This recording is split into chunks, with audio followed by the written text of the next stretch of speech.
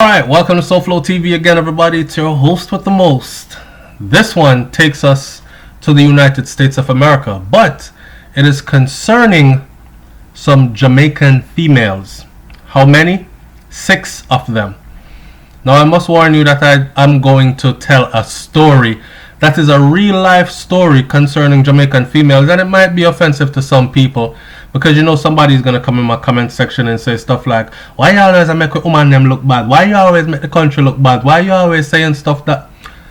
Remember, this is my experience, it's a reality, and I bet you that I'm gonna have people in the comment section that will coincide with the same story and tell you that it is very true. Alright, this story now is a bittersweet story, more sweet than anything else though.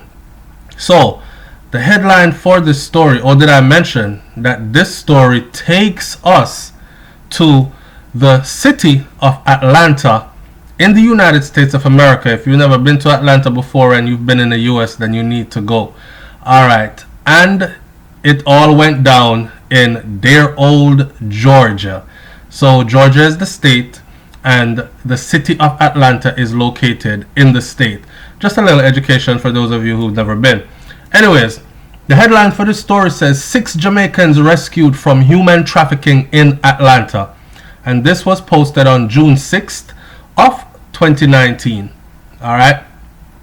A non-profit organization in Atlanta, the United States of America, is reporting that from December, get this, from December last year to January 2019 of this year, that's only 1 month, pretty much.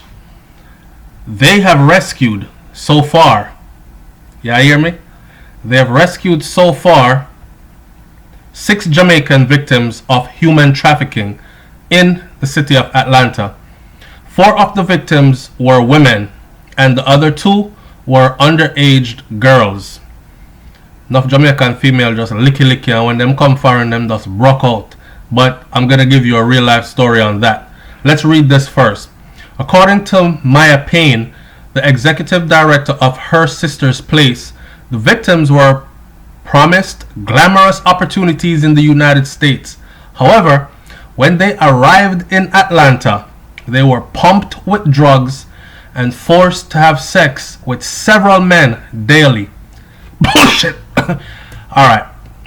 She said that one of the adult females is currently in custody of immigration authorities, set to be returned to Jamaica soon, while the 2 other underage girls are back on local soil already. With the aid of law enforcement and friends, we were able to purchase tickets and 2 of them traveled back to Orlando to meet their family members and eventually were sent back to Jamaica. Y'all know one of them stories, right? Oh no, Keisha, you can't do this. You come afar and come broke out. No man, we are sending you go back to Jamaica. Very well. Alright. However, she said the 3 other adult females, they remain on the streets of Atlanta. Oh, look at them. They are roaming the streets homeless. And they are left at the mercy of a crazy pimp, Payne said, whose organization offers transitional housing and life skills training for women who have been trafficked. I don't think foreign easy. Human trafficking is the movement of people through coercion, deception, and or forced for sexual exploitation or labor.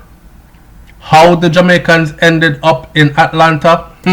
Well, that's a story. Because I could go ahead and say that Licky might have a part to do with it. How somebody is going to promise you something somewhere in some other state and you just pack up all your stuff and leave just like that and then end up in this predicament. I'm willing to bet though that there's more to this story, but that's the planned story. Just in case we're caught by the authorities, we're going to say this. Enough of them a whore out. Long time. 6 trafficking victims are from St. Catherine and Kingston. All 6 of them were from St. Catherine and Kingston.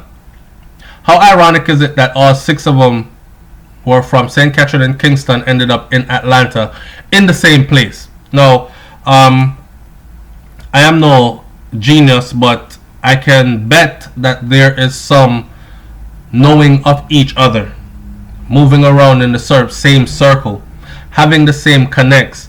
Me no know, somebody probably actually really did buy their ticket from Kingston and St. Catherine and tell them say they're gonna end up on Love and Hip Hop like the Queen of Dancehall at the moment, Spice, and they really thought it was real. So Payne said that one of the women were promised a job and then that the others were promised better lives in America after they were picked up at parties in Kingston. I saw. You know, a foreign man come down with big promise. She claims, however, that the underage girls were sold by their family members. Very common thing. Just a week before Super Bowl, we got a call to rescue 4 immigrant young women, ages ranging from 25 to 30, from Kingston, Jamaica, and they were rescued from a trap house, Payne said. Oh man.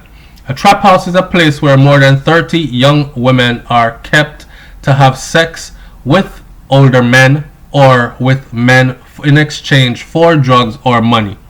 The Atlanta-based 11 Alive News reported that during the period of the Super Bowl in February of this year, some 169 persons were arrested during a 11-day operation targeting sex trafficking in that very same area. Those arrested included 26 sex traffickers and 34 individuals that were attempting to engage in sexual acts with minors, according to FBI Atlanta field office. 9 children were recovered from sex trafficking. The youngest was age 14 years old.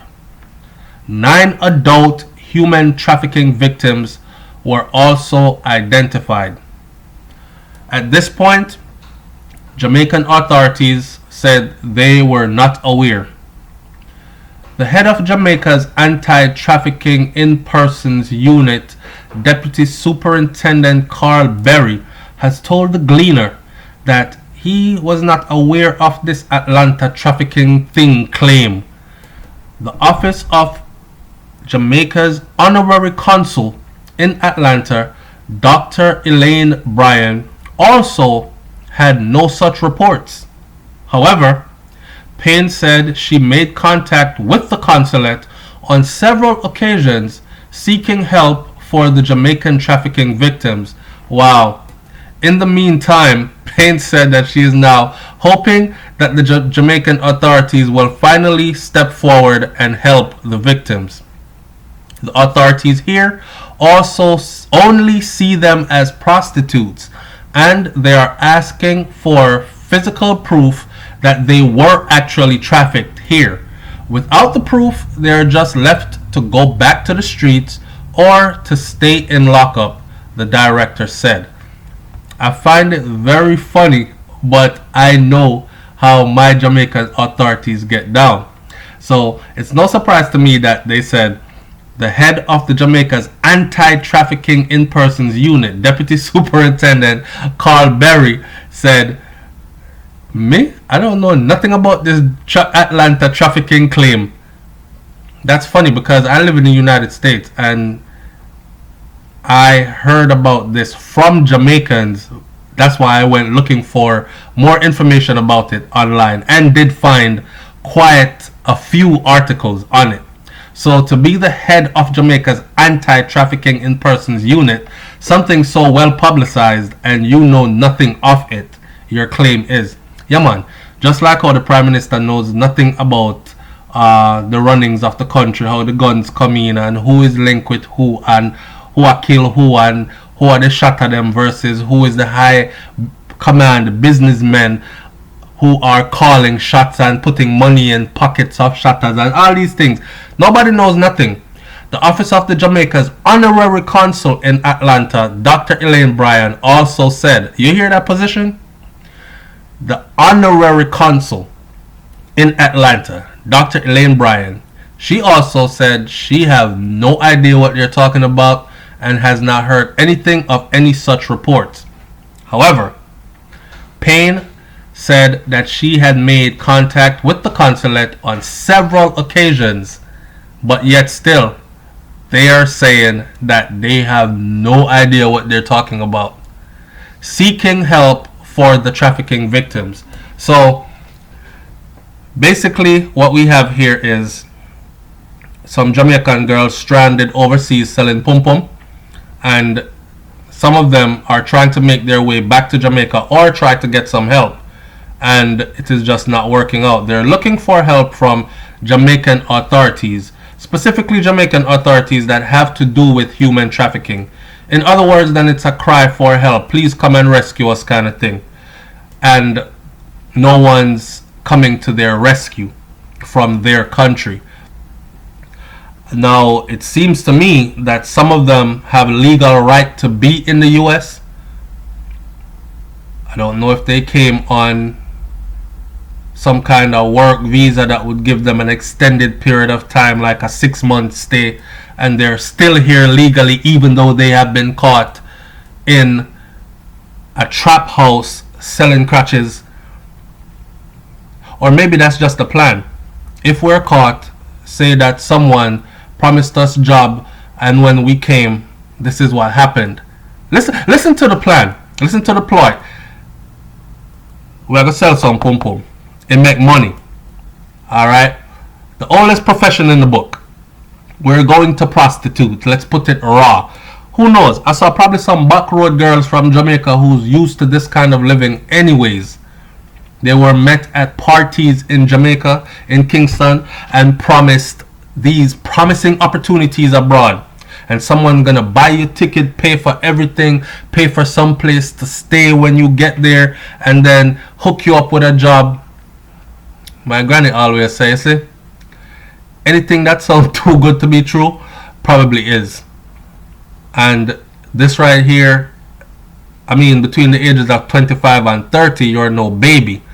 This ain't 16 to 21. You're gullible as hell if you really believe that some stranger is gonna meet you out of everybody else at a party and just promise you all these things.